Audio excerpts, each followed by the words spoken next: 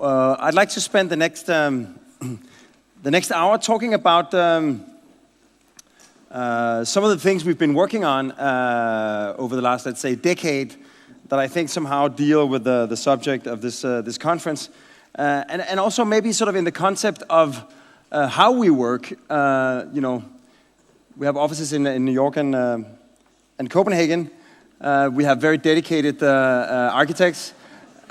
And our workspace is, like I think for a lot of creative companies, it's a former factory. It's a Carlsberg factory where they used to make the least exciting part of the beer, the bottle cap.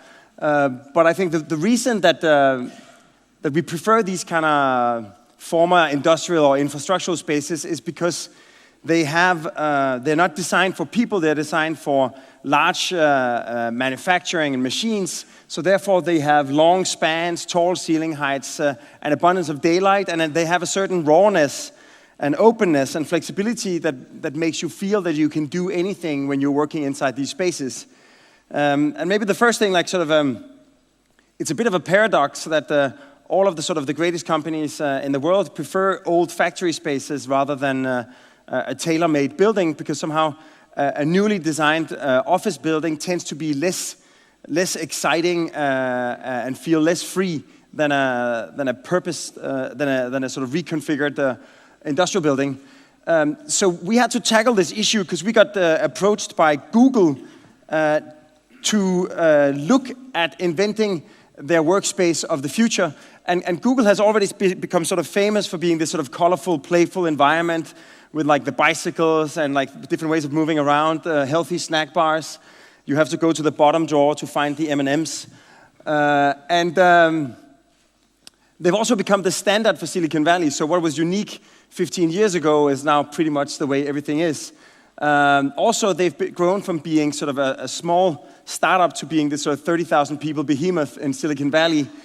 And also, what's happening now is that the engine behind the global economy and innovation that has been Silicon Valley, that has been focused on the immaterial, the digital software, networks, wireless, is now moving into space with virtual reality, with driverless cars, with like these projects like the Loon project that delivers internet to parts of the world that don't have any infrastructure, Google server farms, the sort of Google Street View, where they're mapping the entire planet, obviously. And also, when you look at Google as a company, it has grown in Mountain View to the size of downtown Mountain View. Google's campus is the same size. And this is true, actually, for all of Silicon Valley, that for every town, there's an equivalent tech campus that is almost the same size. So therefore, these companies can no longer be like private corporate headquarters. They have to become neighborhoods in a city. So together with the leadership of Google, we developed this strategy of sort of replacing all of the parking with park, creating this canopy that sort of protects from the elements. And underneath this, we could make this like very informal organization of the workspace. And basically, sort of, so here you can see the location of the Google campus, the first two buildings that we're creating, and this idea of like basically covering the largest amount of space to create this sort of free environment underneath. And then what do we do with this freedom? We started looking at the way Google is organized, that you have each Googler as part of a studio of 4 people. They bundle together in teams, up to 25 people. The teams constitute neighborhoods between 100 and 150. The neighborhoods becomes communities. And finally, let's say like all of these communities constitute what you could call a town of Googlers, like around 3,000 people for the first building. And typically then you have all the support functions, the meeting rooms, the labs, the technical spaces, the snack kitchens, the informal hangout areas, and they become obstacles in the middle of the floor plate. So we like basically separate the two things on 2 levels. So we sort of wipe all of the support underneath the workspaces. Then we organize the workspaces in such a way that they get higher and higher towards the middle, so that each platform is the height of the tables on the next one, so even the ones in the middle can look out. And then we have these oases that connect to all of the support functions underneath. Then we drape this like big, large canopy all over the area. It has little smiles that let in just the perfect amount of daylight, so you have all the daylight you need. And the rest of the daylight, we harvest all the photons in form of photovoltaics. So for instance, we can generate 4.5 megawatts of energy just with having the entire material of the facade or the roof in the form of photovoltaics. So then the idea we developed was that on the bottom, the landscape sort of extends into the workspace. Then we have all of the support functions organized like a Medina, this like very lively sort of pedestrian street. On top, we have the big open landscape of workspaces, and we were sort of inspired by Burning Man, this festival in Nevada that's essentially the flattest place in the world. But for 1 week every year, it becomes this sort of very exciting, lively environment. And then finally, the canopy that, just like a cloudy sky, lets in the perfect amount of light and takes away the rest. So basically, if you would compare it to a typical campus in Mountain View, typically the lobby is like the one moment where you go in and say, wow, this is a great company. And then all of the office spaces are boring. Here, actually, where the Googlers spend most of their time is like the cathedral of the space. Normally, you have good daylight by the windows, and then it gets dark. Here, you actually have perfect daylight for every single Googler. And finally, normally, you have all kinds of levels of noise. Here, we concentrate all of the lively activities on the ground, and then you have this sort of tranquil environment above. So sort of imagine this sort of in the future, or in 3 years, when you go to Google's headquarters, you'll see these large tensile structures. We use tensile structures because it's the lightest and most materially efficient way to make long spans. They create these little plazas between them. You walk through, actually the public can walk through the Medina, and you'll be able to look into some of the courtyards, see some of the things that are happening that are sort of open to the public. And then each courtyard is going to be landscaped and furnished differently as a way of orienting yourself, almost like the plazas in a small town. And then the idea is for this big open field is that each unit is going to have their own budget for furniture. Depending on what they do and what their tastes are, they can sort of create their local identity. So it ends up getting this sort of a diverse environment. And of course, at night, you can imagine that the way we illuminate this space, we don't have to light the whole space up. It can be more like this sort of pirate village, depending on who's working late. But essentially, we try to sort of retain in a completely new building for Google some of the freedom and some of the charm you tend to find in a warehouse.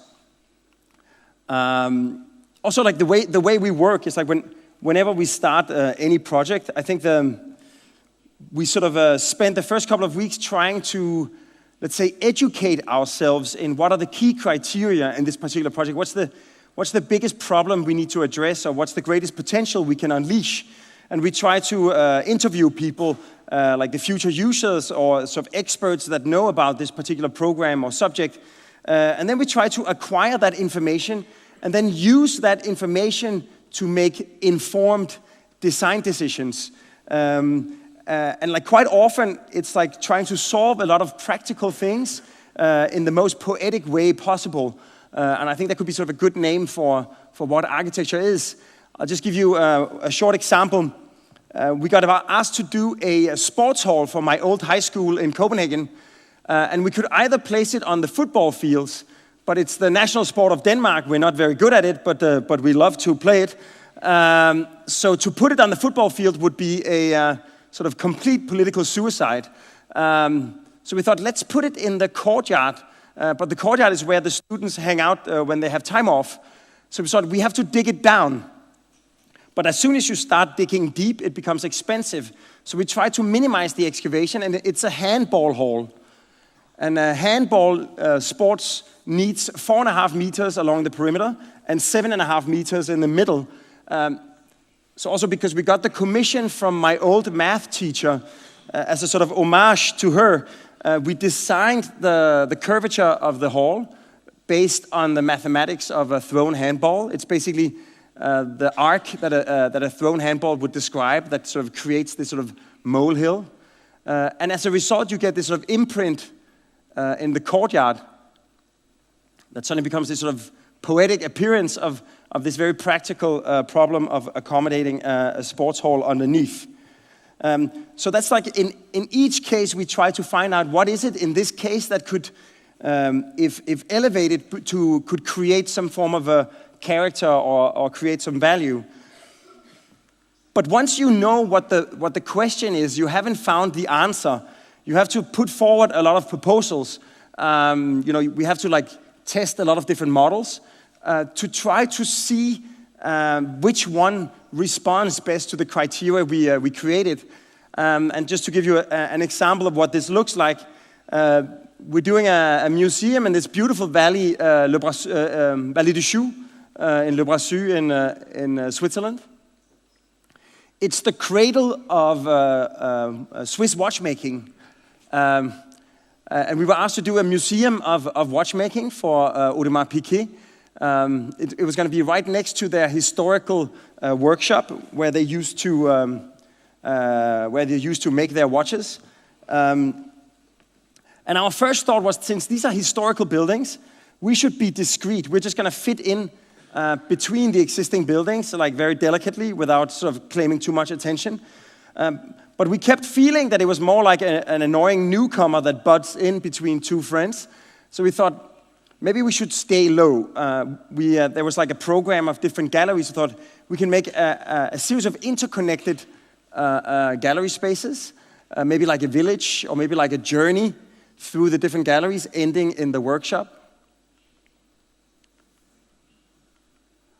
There's obviously different ways of doing that. We thought maybe we should just be in the landscape.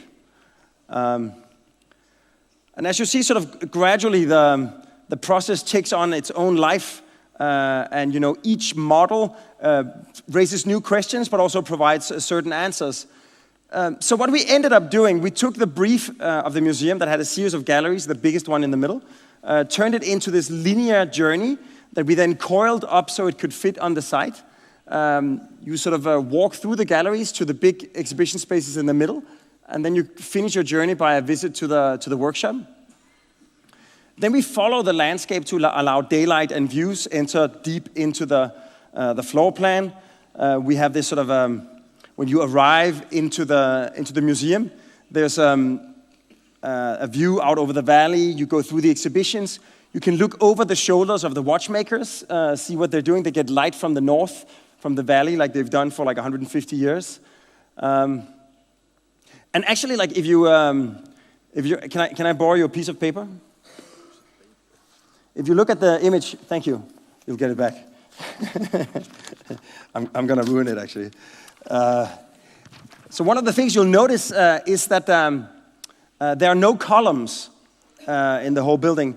And that's like one of the things about watchmaking is that it's all about getting the maximum amount of impact with the minimum amount of material. So it's about skeletonization, where you eliminate the excessive material, miniaturization, where you make things as small as possible. So we thought, like, normally glass is actually very strong in compression, but it's very bad at tension, and when there's a seismic event, it buckles and breaks. So that's why it doesn't really work. But because it's curving, the curvature of the glass means that even when it's shaking, it remains rigid. So we can actually carry the entire roof just on the glass. So it really becomes this incredibly delicate element, almost like a spring over your head. And then you sort of finish your visit to the historical workshop. So in a way, when you explain the project like this, it feels that this is inevitable. This is exactly what the museum wants to look like, except we had to kiss like 50 frogs before we found the right idea, so that somehow each wrong answer is somehow a way of getting a little bit smarter or seeing a little bit more problems to be able to take the next step. We built a mock-up. The client actually wanted to be sure that glass could actually carry steel, and it works nicely. As a result, the client also realized that now that they were making this nice museum, they also wanted a hotel where people could stay in the valley. And the valley is actually part of the biggest continuous cross-country ski route in Switzerland. So our idea was for the hotel was to built along the main street, but move towards the valley, organize all of the rooms as a single journey. All the restaurants can sort of sit behind and open out to these big terraces that are then actually connected to the site and actually becomes part of this big contiguous cross-country ski slope. So basically, you can say sort of almost a way of bringing the culture of the valley all the way to the doorstep of the hotel.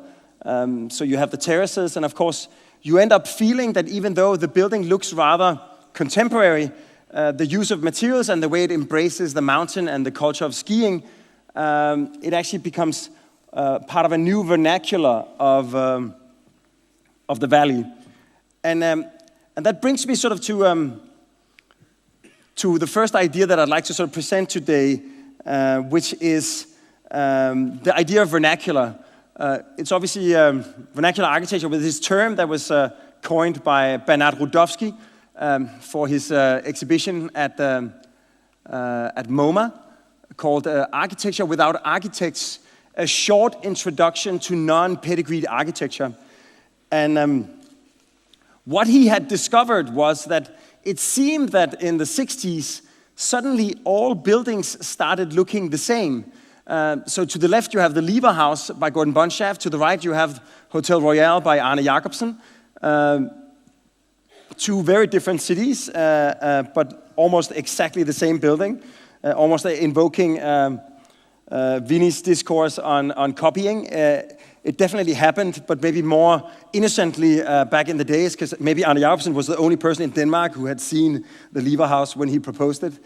But essentially, it was also part of a bigger phenomenon, this that with modernism and the international style of modernism came modern building engineering, which suddenly gave us building services. So for each quality that the building had to deliver, we could design a machine. So we had electric lights, so we were independent of being close to the windows. We had mechanical ventilation, so we could pump fresh air in, so we could actually be far from the windows, even bigger floor plans. We had central heating and air conditioning, so the thickness of the wall, the size of the windows, their orientation became less important. And in the end, the architecture didn't do anything. It was just a big box, a container of space. And then it has sort of a gas-guzzling machine room that would sort of pump air and light into the rooms so you could stay alive. As a result, buildings started looking the same all over the world in all kinds of cultures and all kinds of climates. And he was fascinated by vernacular architecture, this idea that over decades and centuries, people of the local region had found ways to use the locally available materials to respond to the local climate in ways that would create these beautiful, diverse vocabularies. The Greek villages with the flat roofs and the white color that rejects heat. The igloo, of course, an all-compression structure where the snow acts as an insulator. These like windswept flatlands in China where the courtyards provide shelter from the prevailing winds. And in a way, like what we are interested in, you can say that Rudowski's critique was mostly aesthetic, that he thought architecture had become boring. But also what we think is that maybe we shouldn't go back to the Greek villages necessarily. Maybe we could use contemporary technology, our capacity to simulate the thermal exposure of a building volume or the airflow through an urban space or through an indoor space. And of course, as an architect, I'm less excited by the idea of architecture without architects than we are with the idea of engineering without engines, that we can actually use contemporary sophisticated technology to engineer and design our buildings so they don't rely on machinery to be inhabitable. So instead of having the map of countries, it suddenly becomes the Copenhagen climate certifications map that becomes interesting. And you start seeing that, certain regions in radically different cultures actually have similar climates. So you can start borrowing ideas from each other. Just to give you a handful of examples of how we've been working with this idea is that we got invited to Shenzhen, probably one of the most industrious regions in the world. It's a humid subtropical city, to do the headquarters for the local energy company. And essentially, the volume was already given. We could only design the facade. And basically the facade, or like a workspace in a tropical environment, you want to maximize views and daylight, but you want to minimize thermal exposure and glare. So we basically designed the building as a sort of Issey Miyagi dress, sort of opening up the view to the north or to the direction that gets the least sun, blocking all of the exposure to the south or where you get the most sun. So when you look to the south, you look at these like bamboo veneer walls washed in daylight, and as you turn your eyes, you see it's an all-glass building actually, and you can see out. But you get this sort of cool, sort of mild daylight. Within this logic, we can create bigger openings for an executive stack of meeting rooms, sort of major entrances on the ground, sort of all within this sort of logic. Here you can see like one side of the building is blocking the view because the other one gets less light. And of course, this becomes part of the whole aesthetic of the building. So you can say, what makes this building look different is actually what makes it perform differently. Because this idea alone reduces the air condition loads with more than 30%. Without any mechanical items, just purely because of the geometry of the skin.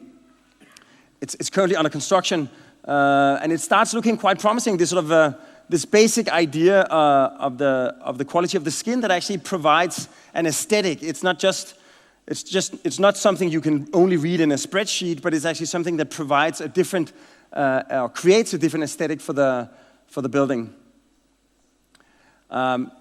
Shortly after, we were sort of excited by this idea.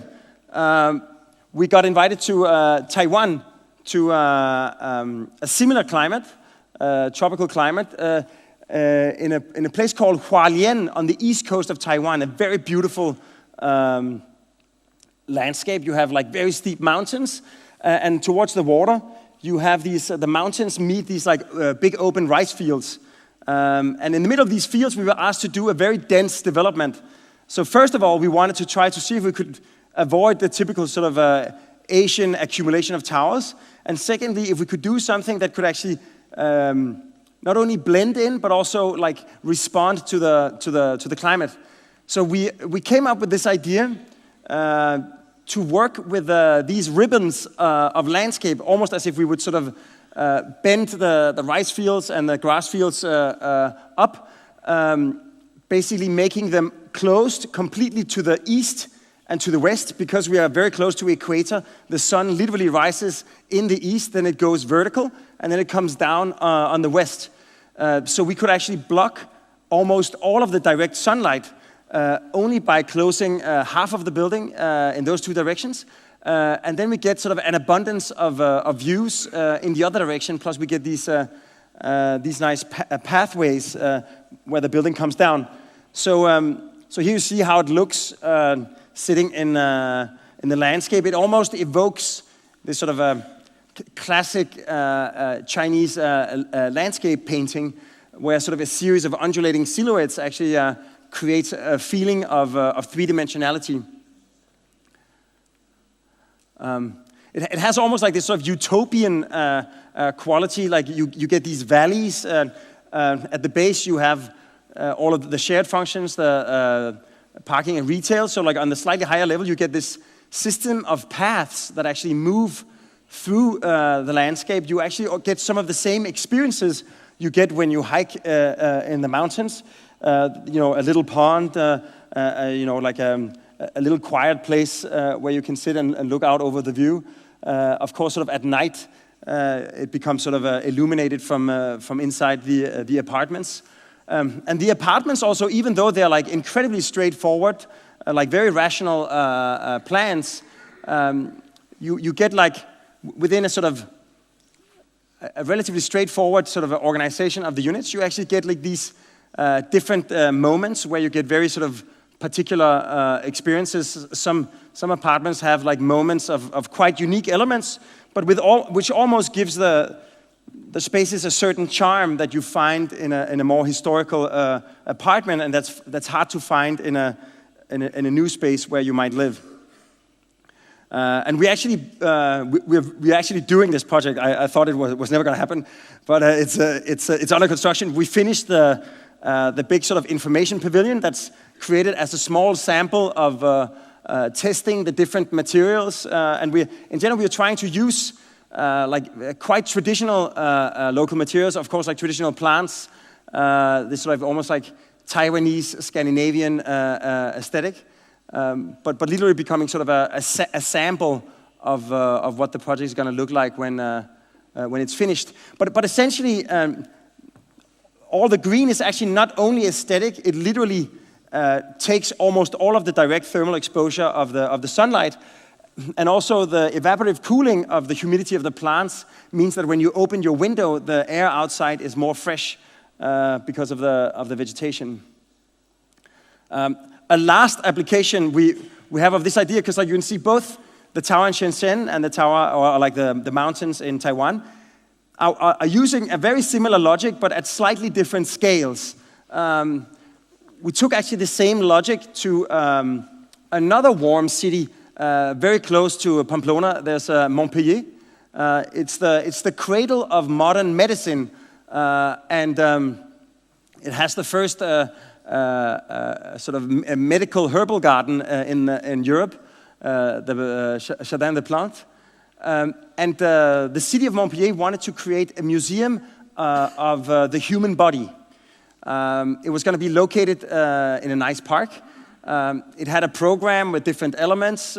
We tried to sort of combine them along this sort of central spine. We tried to sort of organize them in a sort of organic way that you can move from one element to the other, but you can close different elements. And then we placed it at the end of the park, almost as an osmotic membrane that the park is allowed to continue into the city, and the city is allowed to continue into the park. Almost like the way that the membrane of a human cell allows certain nutrients to pass. In this case, the weaving of city and park became the sort of the language of the building.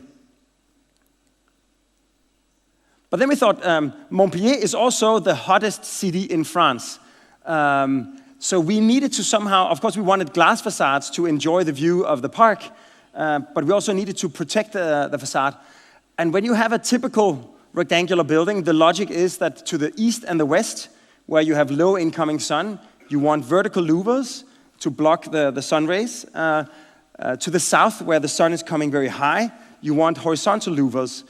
That's how you mechanically make the simplest form of brise-soleil.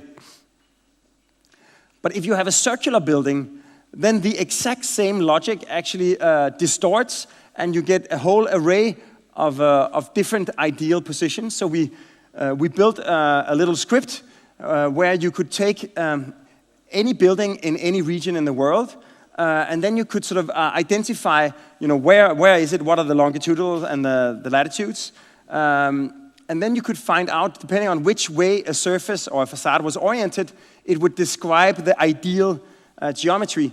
And then we simply applied this formula to the facade. And the result becomes this organic undulating pattern, but it's not ornamental or aesthetic. It's purely optimizing that when the facade is facing in exactly this direction, this would be south, then it wants to be horizontal, and then as you get more and more towards the west, it becomes more and more vertical. So, and it almost, because it is organic and it is parametric, it almost gets this feeling of being almost like a human thumbprint, that it's the unique signature of this particular facade in this particular city. And of course, from the inside, it also changes as you move around. So the whole idea about engineering without engines is actually not to consider sustainability or environmental performance as some kind of technical upgrade that you do with machinery, but it could actually be almost a a generator of a different and maybe more exciting architectural vocabulary.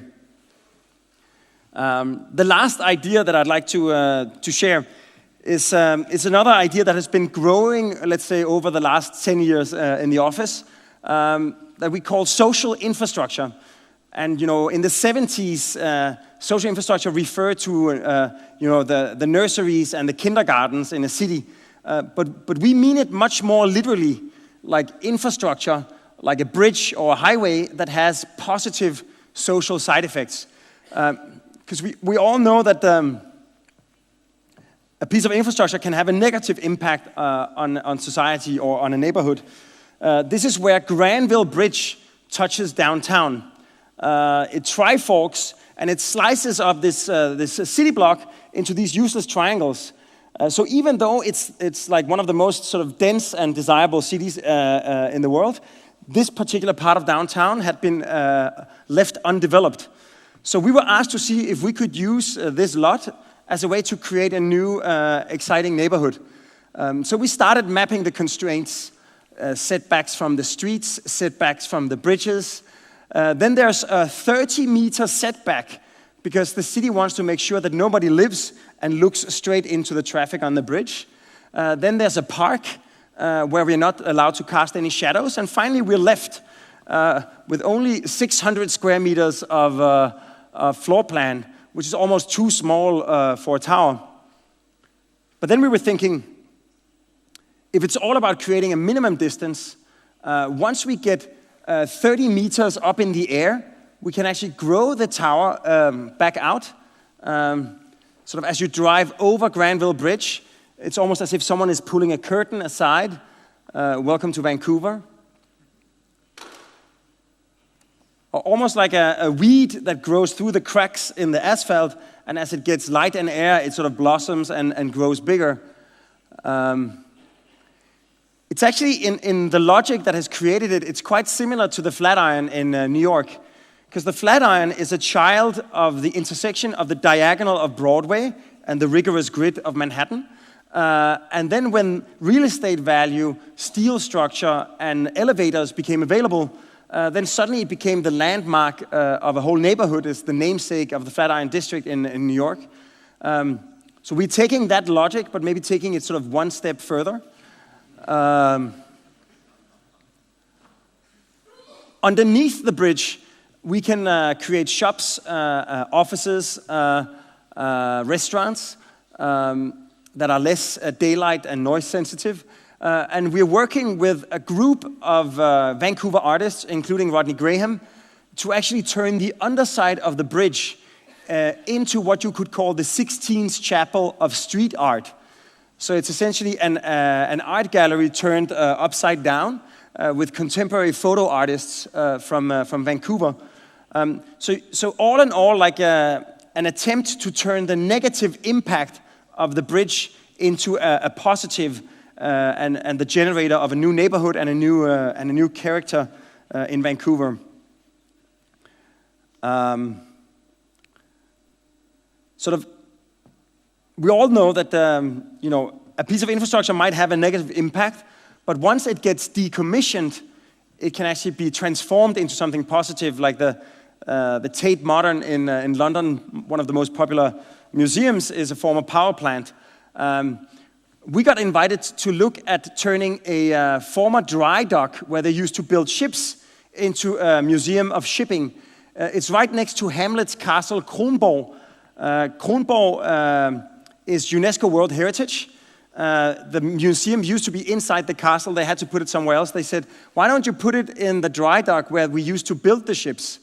But of course, we had a dilemma because UNESCO said that we could not stick as much as a foot out of the ground to not disturb the view of the castle. But the museum wanted a masterpiece to attract people to visit the museum. So we came up with the idea to turn the dock inside out, to use the museum to preserve the dock.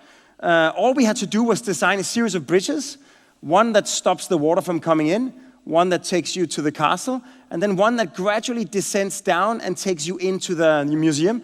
because we couldn't even make an elevator building for a person in a wheelchair. So this bridge actually sort of slopes and gradually gets you into the museum. Then we started building it. We could actually build the bridges in a shipyard in China and then ship it all the way to the dock and lift it into place. So the architecture is actually made the same way that you make ships. Here you see the lazy descent. We also had to make a series of bridges to stop cars from dropping into the dock. And we made them like the elements you normally tie a ship to in 2 dimensions. So we actually put it up in Morse code. So if any of you can read Morse code, there's a secret message. And then as you sort of enter, you sort of gradually descend lower and lower towards the ground. No floor is completely flat, just like when you're on a ship. It takes you deeper and deeper to more and more vast spaces. The architecture is this sort of encounter between the lightness of the glass and the steel. You can look through the different elements. The programs of the bridges bring daylight into the museum. The auditorium where the seats continue under the stage and becomes an auditorium for children. A restaurant where you look through the different layers of transparency. And not only the program inside, but also the dock itself has actually turned out to be a great performance venue because you have the hard walls and then the open sky, so you get amazing acoustics in the dock. And of course, you see this sort of idea that the horizon becomes the division in time, that above the horizon, it's the unmolested view of Hamlet's castle. Below the horizon, it's this like very contemporary world. This is this sort of inverse Titanic moment.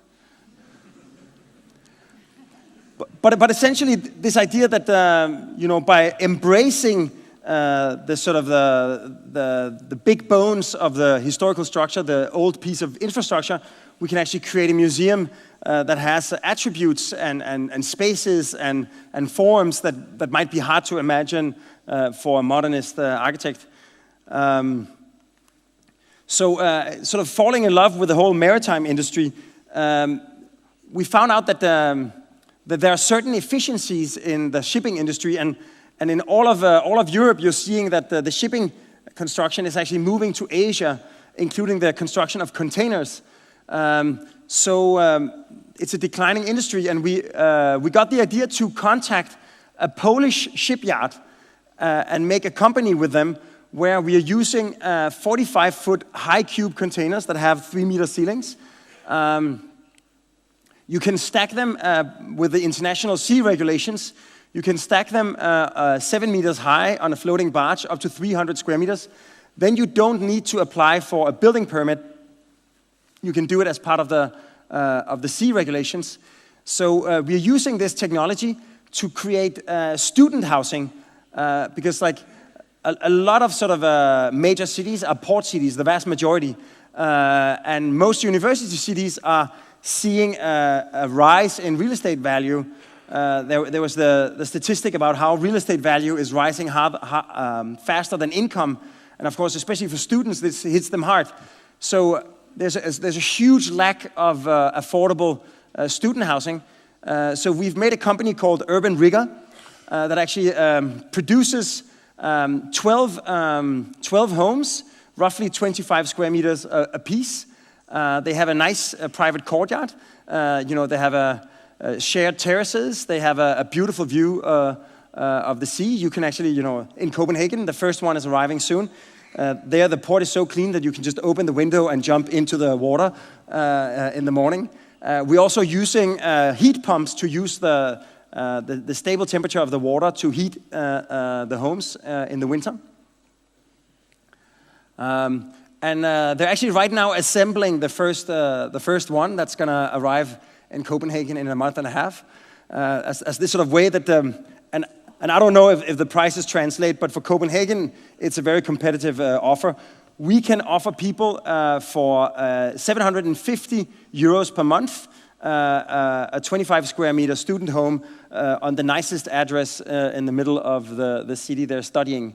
So that's sort of almost like hacking into the industry of shipping to use it to solve a problem outside shipping. Also, if you can turn a former piece of infrastructure into a cultural building, maybe you can do it the other way around. We were invited to look at a park, a sculpture park in Norway, next to this historical mill, to design a museum, an art museum, and we could place it anywhere we wanted. And we thought, since you have like sculptures on both sides of the river, we could actually turn the museum into a bridge, so that the bridge becomes an integrated part of your journey through the sculpture park. So like literally the path sort of continues into the stack of galleries. You have the skylights that turn 90 degrees and becomes a panoramic view of the mill.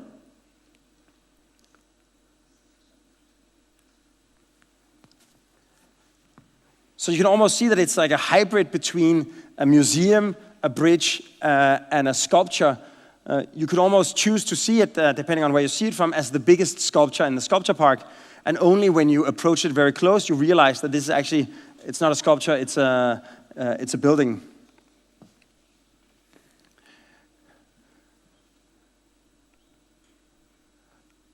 So I think a lot of these ideas revolve around this idea of trying to mix things like a bridge, a museum, and a sculpture, and explore it as a new hybrid.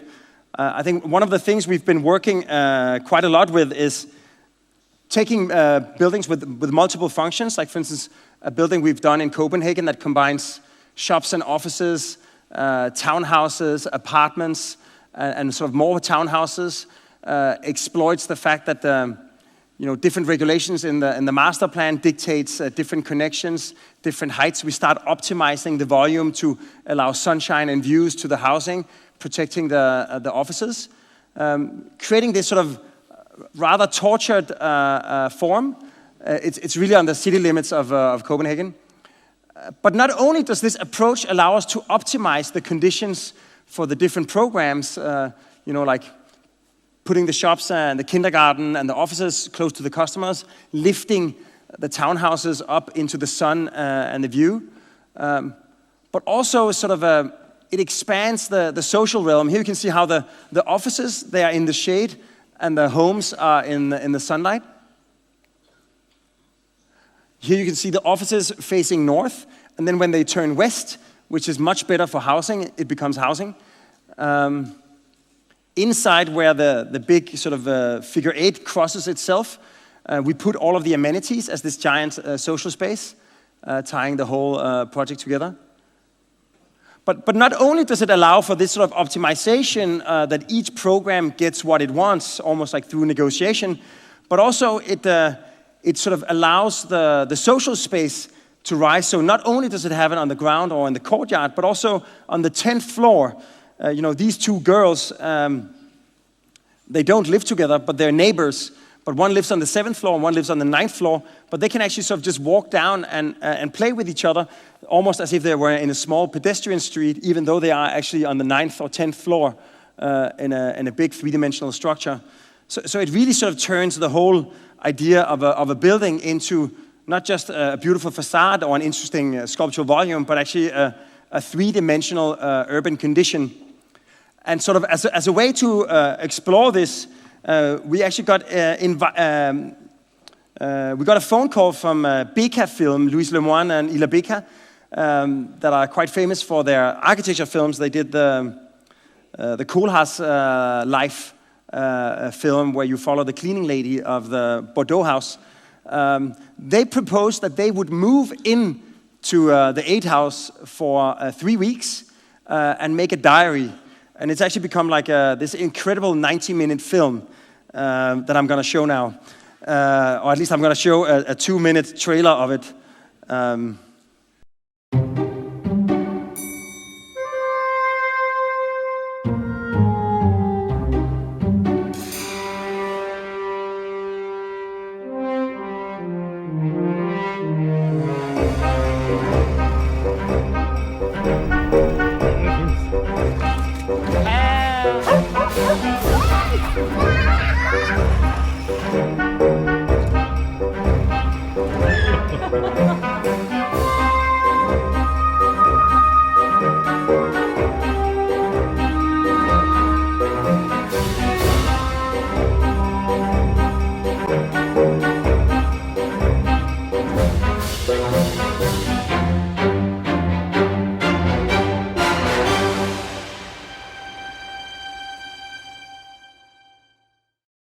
So I really recommend. It's been shown at a lot of festivals, and I think it is somehow possible to get a hold of it.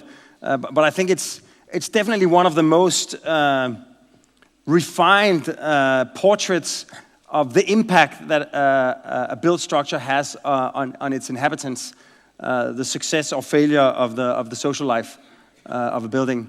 So maybe just to bring the project home, I often get this sort of objection that this only works in socialist Scandinavia, but we actually got invited to look at a site on the west coast of Manhattan, surrounded by a power plant, a waste managed garage, and the West Side Highway. So we thought, these guys, they really need an oasis. And essentially, this is the city, the perimeter block where my dad grew up, this typical Copenhagen courtyard building. And we saw like, it is basically at the architectural scale what Central Park is at the urban scale. So we thought, like, what happens when you combine a skyscraper, the density of a skyscraper, with the communal space of a courtyard, or what could a court scraper look like? So we basically placed the courtyard, lifted up to 500 feet, still opening up the courtyard to sunlight and views over the water. You have like terraces, so 2/3 of the homes have a big terrace. The courtyard actually has the same proportions as Central Park, only it is 13,000 times smaller. You have the height of a handrail, the height of a high-rise. And basically, this is what it looks like now. This sort of like rather striking sculptural volume is actually a way to create a very dense building that still allows daylight and sunshine to enter the courtyard. Here you see the courtyard sort of in the heart of it. It's being planted right now, so it should be finished in a month or two.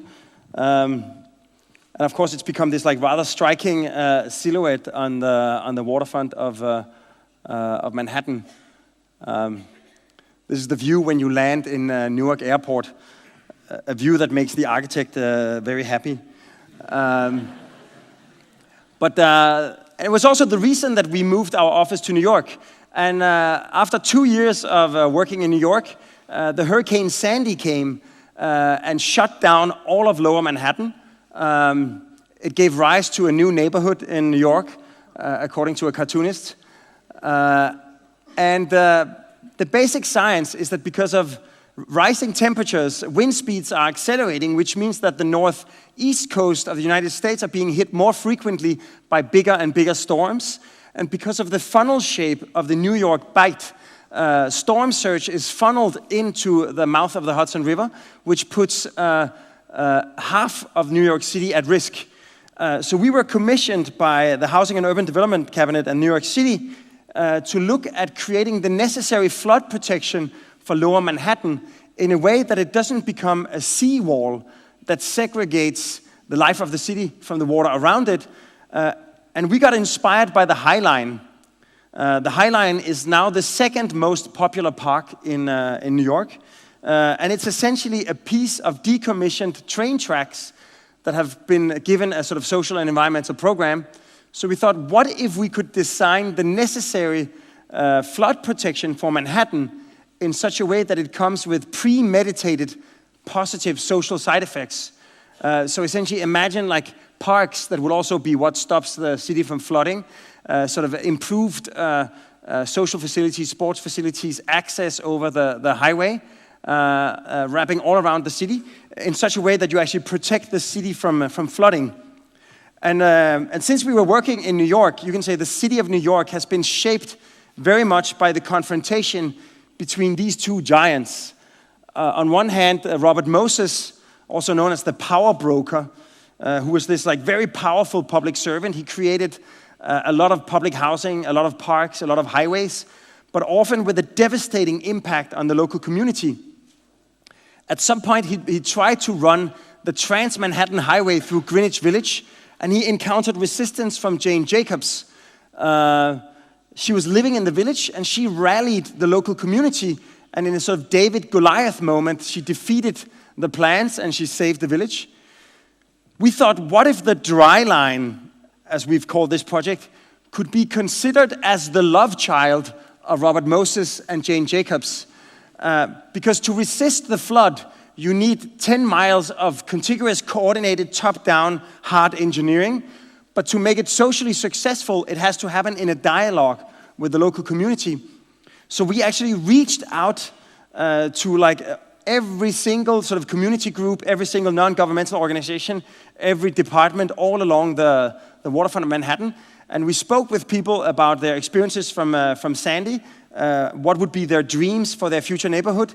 And we've actually made a film where you can see the people we've worked with, hear their experiences, hear their dreams, and see how it might actually look in 3 years.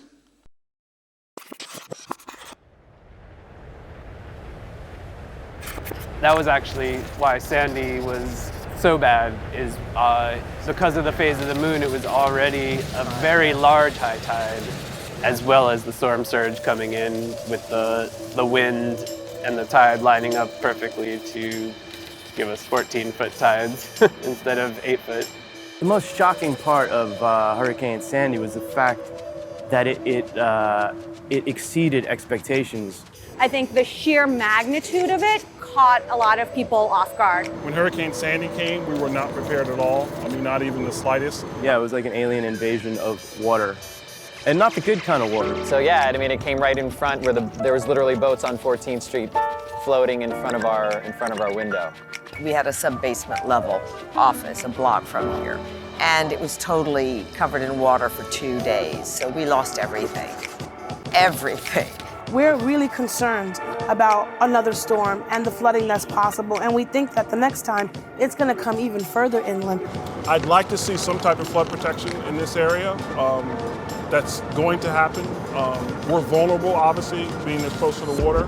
Something that just brings like more walks, different walks of life, you know, another escape from just the busyness and the hustle and bustle.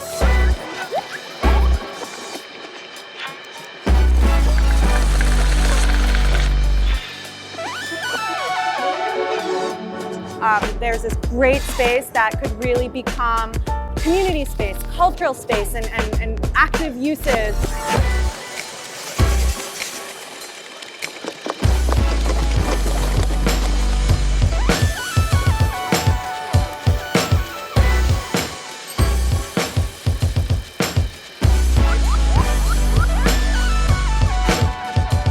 Everyone enjoys space. And in New York and other congested cities, it's hard to come by.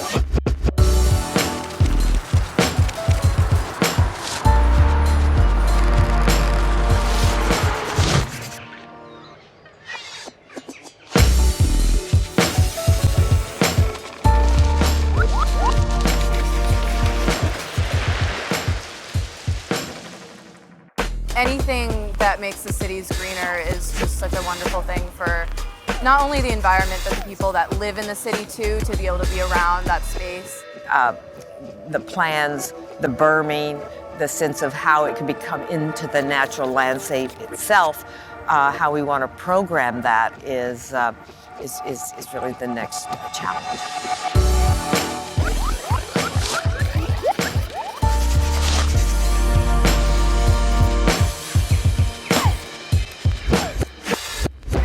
We are the link, we're the tip in a sense of the big U. It's important that the entire waterfront of Lower Manhattan build in the plans that have been put forward, because we can not only fortify this great city of New York, but be a model for cities all over the world.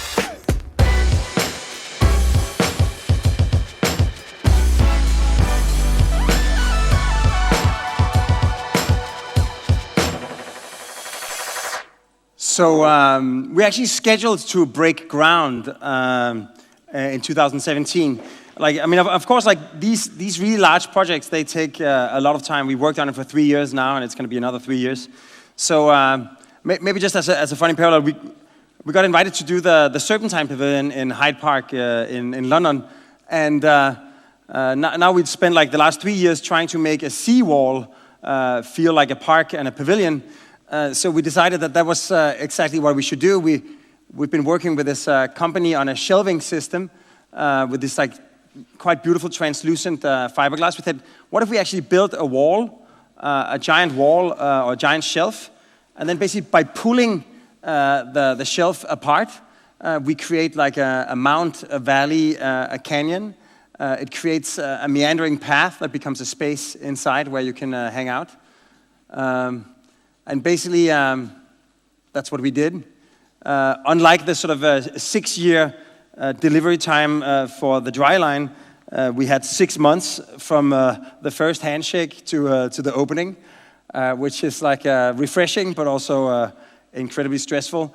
But just like using a single element and adjusting them slightly, you get this like pavilion that changes from like complete transparency to complete opacity. It has an almost spiritual feeling inside the way the light hits it. It actually gets like a very sort of communal, almost ceremonial feeling throughout the day. Of course, at night, the translucency of the material also sort of comes alive. One of my favorite views, this sort of pregnant wall. But I'd like to finish with a project that we've been working on for the last 6 years, actually, and that I think is maybe the project that best sums up all of the ideas of engineering without engines and hedonistic sustainability and social infrastructure. And it's basically what I think is going to be the new landmark of Copenhagen, but it's not a theater, like a sort of a cultural palace or a royal palace. It's a power plant that turns trash, household trash, into electricity and district heating. Together with the citizens of Copenhagen, it forms a metabolism that converts waste to energy. And basically 1 ton of household trash equals 1 2/3 of a barrel of oil in terms of the energy inside it.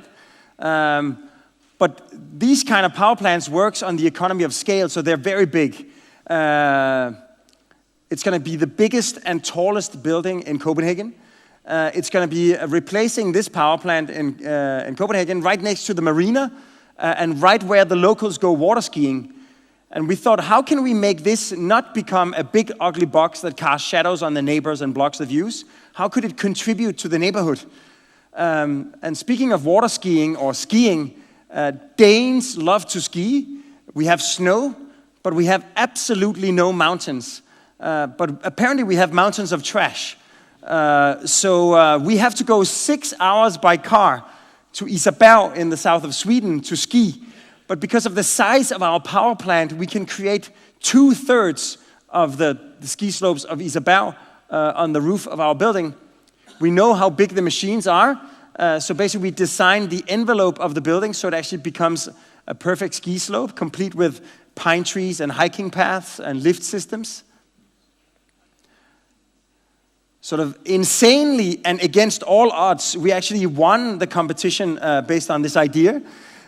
So we've spent the last like 5 years trying to figure out how to do it. It's basically twice the length of a Sochi half pipe. So it's a quite serious scale. You might have noticed that Denmark won 0 medals in Sochi. We hope to change that because now the Copenhageners can practice at home. And it's not only for skiers, it's also a public park, completely free. You can hike, you can picnic, you can enjoy the view of the otherwise horizontal skyline of Copenhagen. It's going to have the tallest climb wall in the world, 100 meters. So you can say like this sort of diagram I showed in the beginning that shows our world as a man-made ecosystem is actually coming true here, because not only do we harvest available daylight, natural ventilation, precipitation, but also together with the city of Copenhagen, the power plant creates a metabolism that converts waste to energy. It's currently under construction, and I must say that walking on the roof of it recently, I was pretty blown away that it actually does not feel like standing on the roof of a building. It really feels like, and also like inside it feels like a canyon. The administration, But more importantly, it really feels like an actual mountain when you're standing on it. Maybe just to round up, the reason that we could win this competition is because what's unique about this power plant is that it's the cleanest waste-to-energy power plant in the world. The smoke coming out of the chimney is completely non-toxic. It contains a small amount of CO2 and a small amount of steam. But this is something you wouldn't be able to notice. You would have to make ad campaigns or publish pamphlets so people could read, it's clean energy. So by actually putting a park and a ski slope on the roof of it, it becomes blatantly evident that there's clean mountain air, literally, on the roof of the building. And when people see it, they understand that this is a completely different kind of power plant. That with clean technology, the stereotype of a power plant, which is something you want to be as far away from as possible, suddenly can be converted into the most exciting park in the city.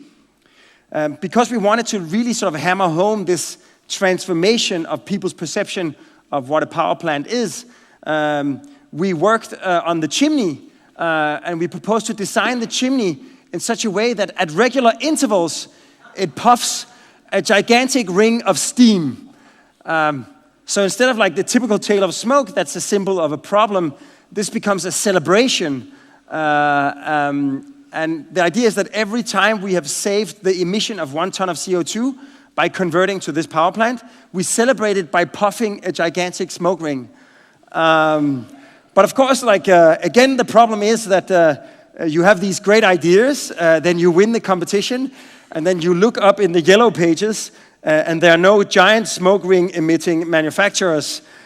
So we spent like the last 4 years working with the Technical University of Copenhagen, trying to make steam rings. And April this spring, we made this test.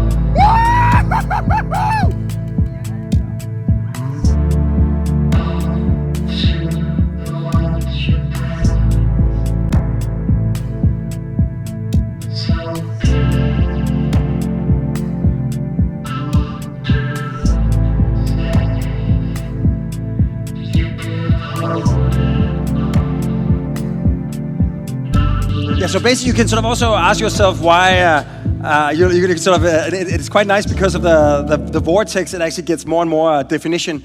But you can ask yourself why a bunch of grown men and women spend a lot of energy on trying to blow gigantic smoke rings. But I think there's a quite important symbolism, and we actually had to fund this out of our own money, and we made a Kickstarter campaign where people would just to support the project, donate money for the first prototypes, which is quite amazing that people can actually be so excited about an idea that for no particular reason, a young kid who had seen one of my talks, he persuaded his parents to donate $10,000, and they flew all the way from Hollywood to Copenhagen to see the test with their like sort of little kid as the biggest donator. It's pretty amazing, the reason that I think it's important, and this is the last point I'd like to make, is that I think this idea of a power plant that blows smoke rings is a quite powerful symbol of what I think is the true power of architecture, is that it is literally the art and science of turning fiction into fact. Because we sit in the studio, we come up with wild ideas. It's pure figments of our imagination, and then we spend the next like 5 or 10 years, solving all the sort of technical problems, sort of raising the money, getting the permits, putting the things together, persuading all the decision makers, and then finally, after 10 years, it goes from being complete sort of fiction into concrete reality. It actually becomes how the world now is. And I think it's such a world-changing thing that, you know, in 2 years, if you know, like an American would travel around Europe, he would come back and sort of report that, you know, Europe is an amazing place. You know, like in Venice, they have streets with water and you sail around in gondolas. And in Copenhagen, they ski on the roof of their power plants that turn trash into electricity and that puff gigantic smoke rings. And that's just how it is in Denmark. And, you know, now you should hear about, you know, Spain. So in that sense, I like this idea that that because of the work we do, these wild things, once we're done with them, they have actually moved the world. They've opened doors and they've changed the reality we live in into a slightly different and hopefully more interesting reality. So I also think that we should see this as a reminder that every time we are, as architects, invited to intervene in a situation, design a building or an urban space, not only do we have the possibility, we have a responsibility to make our world, the world we live in, a little bit more like our dreams.